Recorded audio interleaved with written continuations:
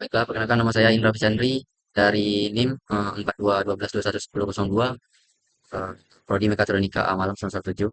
Baiklah, saya di sini akan menjelaskan tentang import library dan load data. Import pandas, eh, baca olah data tabular, dan import NumPy, operasi numerik dan array. Scalar, SVM, support vector machine. Scalar matrix, metric evaluasi. Scalar model selection, LOOCV. Schematic feature, ekstraksi fitur HOG, histogram of oriented gradient. Schematic, penyesuaian kontras atau normalisasi gambar. Molik, plotting visualisasi. Seaborn, visualisasi statistik. Time, pengukuran durasi proses. TKDM, proses bar untuk loop panjang. Warning, kontrol tampilan peringatan. Warning, filter warning. Nonaktifkan peringatan agar output lebih bersih. Dan saya menyimpan data di sini di letter train.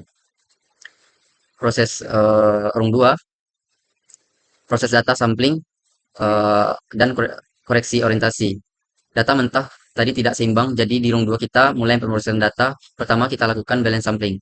Kita ambil 500 sampel acak untuk setiap 26 kelas, sehingga total data latih kita menjadi 13.000 sampel yang seimbang. Langkah krusial di sini adalah koreksi orientasi datasheet MNIST dari Kaggle, ternyata orientasinya salah.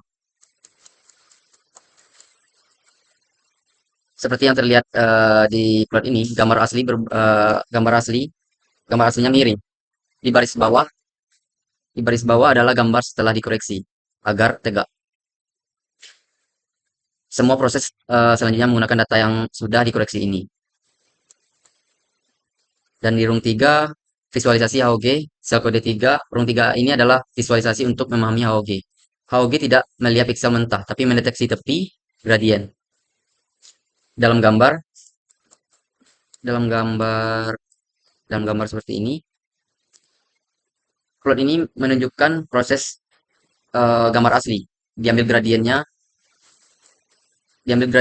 dalam gambar, oh, dan lalu diubah menjadi fitur AOG yang mempresentasikan arah tepi yang dominan.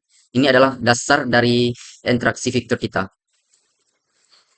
Baik, di rong 4, parameter HOG di rong 4 ini kita menetapkan parameter HOG secara spesifik.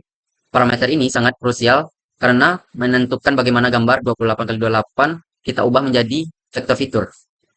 Kita hanya menggunakan satu konfigurasi di sini yang disetel untuk menangkapi detail tinggi. Orientasi 9, ini berarti kita membagi semua arah gradien atau arah tepi ke dalam 9 keranjang bench sudut untuk mencakup 0 hingga 180 derajat. Setiap keranjang mewakili rentang 20 derajat. Ini adalah nilai standar yang sangat umum dan efektif memberikan keseimbangan yang secara baik antara detail, arah, kompleksitas fitur. Pixel per sel 4,4 ini adalah parameter terpenting dalam kasus kita. Kita membagi gambar menjadi sel-sel kecil berukuran 4x4 pixel. Karena gambar ini input kita hanya 28x28, penggunaan sel yang sangat kecil ini memungkinkan kita menangkap fitur-fitur yang sangat halus dalam bentuk kecil membedakan satu huruf dari huruf lainnya. Misalnya perbedaan lengkungan pada B dan P, atau garis horizontal pada E dan F. Sel per blok 2,2, HOG tidak menganalisis sel secara individu, tetapi dalam blok untuk normalisasi di sini setiap blok terdiri dari 2x2 sel, yang berarti total 8x8 pixel. Blok ini digunakan untuk normalisasi kontras. Sederhana, ini membuat fitur kita lebih tahap terhadap perbedaan pencahayaan, misalnya apakah huruf itu tertulis dengan spidol tebal atau pensil tipis. HOG akan tetap fokus pada bentuk tepinya, bukan pada beberapa atau gelapnya garis tersebut. Baik, kita pergi ke room 5, extras fitur HOG. Di room 5 ini kita menerapkan parameter eh, HOG tadi ke 13.000.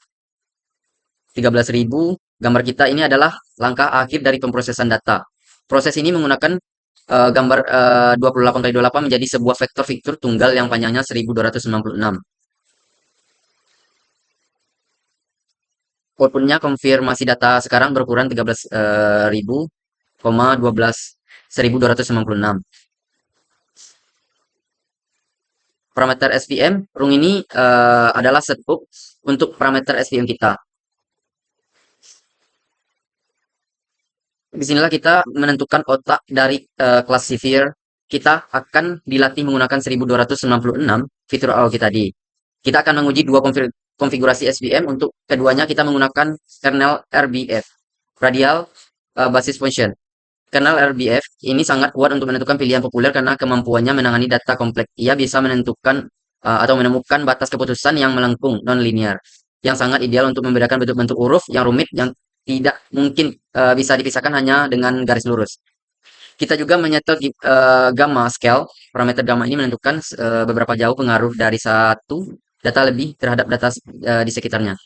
Dengan menggunakan scale, uh, skitlearn secara otomatis menghitung nilai gamma yang baik untuk kita berdasarkan jumlah fitur, membantu model agar tidak terlalu kaku dan overfitting.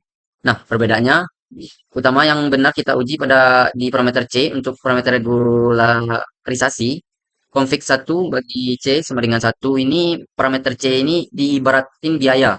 Jika terjadi kesalahan klasifikasi, eh, mengizinkan SVM untuk lebih toleran. SVM akan mencari batas keputusan atau margin yang lebar, meskipun itu berarti ada beberapa data yang mungkin salah satu klasifikasi. Tujuannya adalah untuk generalisasi yang baik pada data baru. Config 2 C sama dengan 10 ini dengan C sama dengan 10 yang relatif besar. Biaya dengan biaya kesalahannya menjadi tinggi. Ini memaksa model SVM untuk mengubah lebih keras, mengklarifikasi data latih dengan benar. Ini akan menghasilkan margin yang lebih sempit atau membuat keputusan yang lebih ketat mengikuti data latih. Kita ingin tahu apakah model yang lebih ketat dan disiplin akan menghasilkan akurasi yang lebih tinggi pada data huruf kita. Metode evaluasi LLOCV ini adalah rung bagian paling penting, yaitu poin B. Metode evaluasi LLOCV, jika kita putar 13.000 data LLOCV normal, berarti kita harus melatih model 13.000 kali. Ini akan memakan waktu yang sangat lama. Output saya menunjukkan satu konfigurasi pada 716 menit untuk hampir 12 jam. Jadi dengan keterbatasan yang saya miliki oleh device, saya menerapkan strategi LLCP yang modifikasi. Satu, kita akan buat subset evaluasi acak yang seimbang berisi 494 data literasi. Loop 3 poin pentingnya di setiap literasi. Model tidak dilatih pada 493 data. Model ini dilatih pada dataset lengkap 13.000 data.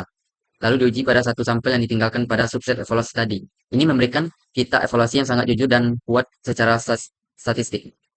Baiklah, kita akan pergi ke room 8. Visualisasi di room 8. Visualisasi metrik evaluasi. Di room 8 ini kita melihat prosesan hasil metrik evaluasi. Dan seperti ini contoh atau hasilnya. Grafik performance metrik ini dapat menunjukkan perbandingannya. Config 1 C1 mendapatkan akurasi 96,96%. Jadi, sedangkan config 2 C10 mencapai akurasi presisi dan F1 score sempurna 100%.